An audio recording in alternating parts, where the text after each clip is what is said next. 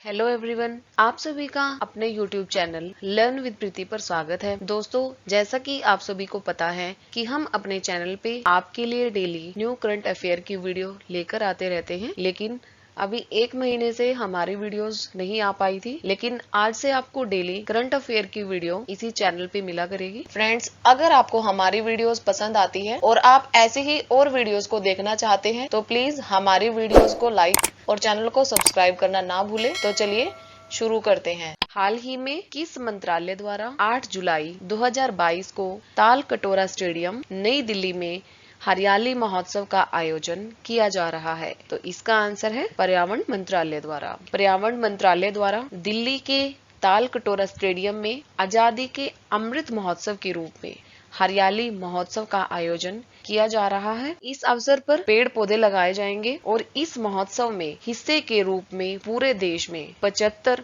नगर van, Delhi NCR में 75 police स्टेशनों, 75 स्कूलों और विभिन्न राज्यों में 75 अवक्रमित वृक्षारोपण स्थलों की भागीदारी के साथ औपचारिक वृक्षारोपण अभियान भी आयोजित किया जाएगा। इस हरियाली महोत्सव का मुख्य लक्ष्य है कि अधिक से अधिक वृक्षारोपण करना और आने वाली पीढ़ी के लिए भरपूर मात्रा में पेड़ पौधे को लगाना। अगला क्वेश्चन है, हाल ही में राष्ट्रीय खाद्य सुरक्षा अधिनियम 2022 के लिए राज्य रैंकिंग सूचकांक में किस राज्य ने शीर्ष स्थान हासिल किया है? तो इसका आंसर है ओडिशा ने। हाल ही में जारी राष्ट्रीय खाद्य सुरक्षा अधिनियम 2022 के लिए राज्य रैंकिंग सूचकांक में ओडिशा राज्य ने शीर्ष स्थान हासिल किया है। इसके बाद उत्तर प्रदेश और आंध्र प्रदेश का स्थान है। इस रैंकिंग के अनुसार ओडिशा 0.836 के स्कोर के साथ पहले स्थान पर है। उसके बाद उत्तर प्रदेश और तीसरे स्थान पर आंध्र प्रदेश रहा है। केंद्रीय खाद्य और उपभोक्ता मामलों के मंत्री पीयूष गोयल ने भारत में खाद्य और पोषण सुरक्षा पर राज्यों के खाद्य मंत्रियों के एक सम्मेलन के दौरान राज्य रैंकिंग सूचकांक 2022 जारी किया है। अगला क्वेश्चन है, हाल ही में ब्रिटेन की संसद द्वारा आयुर्वेद रत्न पुरस्कार से किसे सम्मानित किया है? तो इसका आंसर है डॉक्टर तनुजा नेसारी को।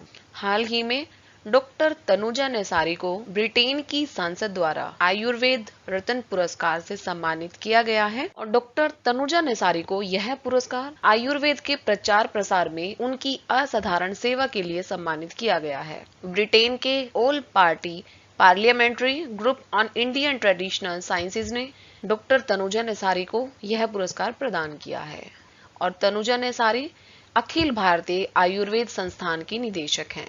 अगला क्वेश्चन है, हाल ही में भारतीय रिजर्व बैंक ने नियामक अनुपालन में कमियों के लिए किस बैंक पर मौद्रिक जुर्माना लगाया है? तो इसका आंसर है कोटक महिंद्रा बैंक और इंडसइंड बैंक पर। आरबीआई ने नियामक अनुपालनों में कमियों के लिए कोटक महिंद्रा बैंक और इंडसइंड बैंक पर दोनों पर जुर्माना लगाया है। इसमें कोटक महिंद्रा बैंक पर 1.05 करोड़ रुपए का और इंडसइंड बैंक पर 1 करोड़ रुपए का मौद्रिक जुर्माना लगाया है। कोटक महिंद्रा बैंक और इंडसइंड बैंक दोनों ही निजी क्षेत्र के दो प्रमुख बैंक हैं और इनके ऊपर आरबीआई ने जुर्माना इसलिए लगाया है क्योंकि इन्होंने नियमों को नहीं माना था, जिसके कारण आरबीआई द्वारा इन पर यह मौद्रिक जुर्माना लगाया गया है। बात करते हैं आरबीआई की, तो भारतीय रिजर्व बैंक की स्थापना हुई 1 अप्रैल 1935 को और वर्तमान में भारतीय रिजर्व बैंक के गवर्नर हैं शक्तिकांत दास जी, जो कि आरबीआई के 25वें गवर्नर हैं। अगला क्वेश्चन है, हाल ही में दिल्ली के मुख्यमंत्री अरविंद केजरीवाल जी ने कितने दिवसीय दिल्ली शॉपिंग फेस्टिवल की घोषणा की है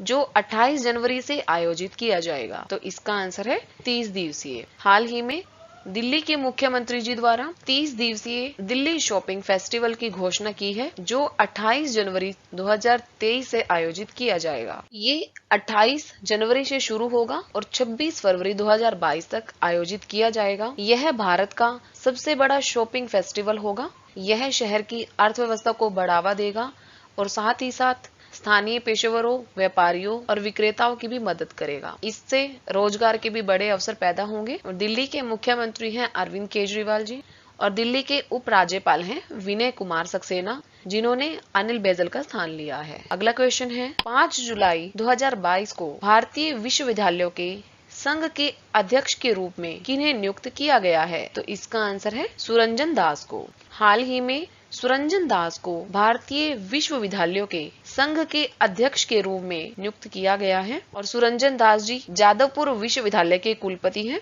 जिन्हें अब भारतीय विश्वविद्यालयों के संघ के अध्यक्ष के रूप में नियुक्त किया गया है।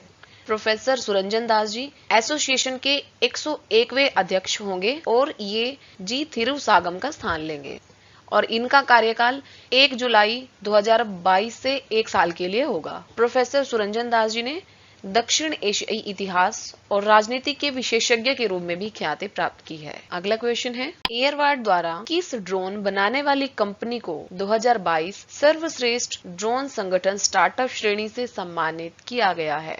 तो इसका आंसर है आईजी ड्रोन को।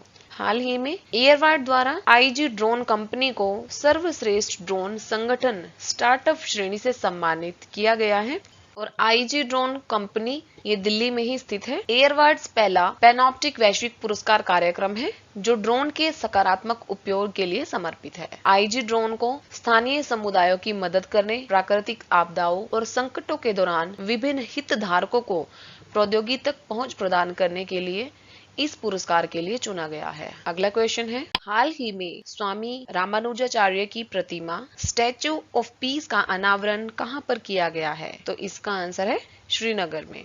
हाल ही में श्रीनगर में स्वामी रामानुजाचार्य की प्रतिमा का अनावरण किया गया है, जिसे नाम दिया गया है स्टैच्यू ऑफ पीस और इस स्टैच्यू का अनावरण गृह मंत्री अमित शाह ने वीडियो कॉन्फ्रेंसिंग के माध्यम से किया है। स्वामी रामानुजाचार्य जी एक वैदिक दार्शनिक और समाज सुधारक थे और उन्होंने पूरे भारत की यात्रा की है और समानता तथा सामाजिक न्याय के सिद्धांतों पर भी बल दिया है।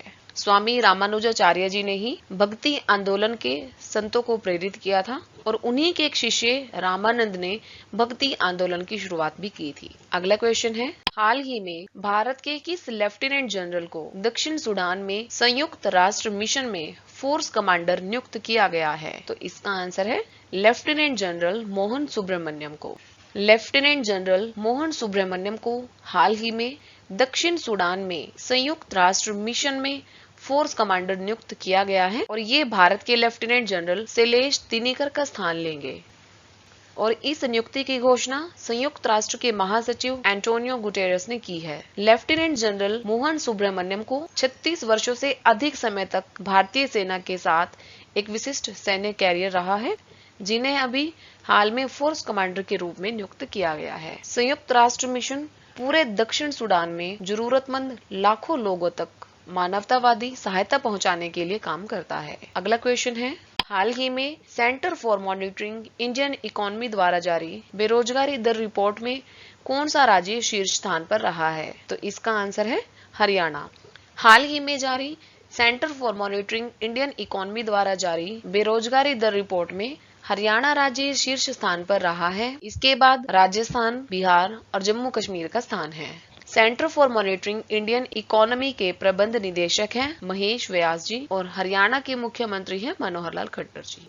हरियाणा में सबसे अधिक बेरोजगारी दर 34.5% है। इसके बाद राजस्थान में है 28.8%। उसके बाद स्थान रहा है बिहार का और उसके बाद है जम्मू कश्मीर। आज का क्वेश्चन आप सबके लिए ये रहा, हाल ही में किसके द्वारा परीक्षा के लिए अपनी सबसे बड़ी डिजिटल पहल परीक्षा संगम शुरू की गई है? तो इसका आंसर मुझे कमेंट करके जरूर बताइएगा। तो फ्रेंड्स, आज की बात यहीं तक रहेगी। आशा करती हूँ कि आप सभी को वीडियो अच्छी लगी होगी। अगर आपको वीडियो अच्छी लगे तो प्लीज हमारे चैनल को लाइक, शेयर एंड सब्सक्राइब जरूर करें और ऐसी ही न्यू वीडियोस के लिए हमारे चैनल को देखते रहें। जल्दी ही मिलते हैं एक और नई वीडियो के साथ और वीडियो देखने के लिए आप सभी का धन्यवाद।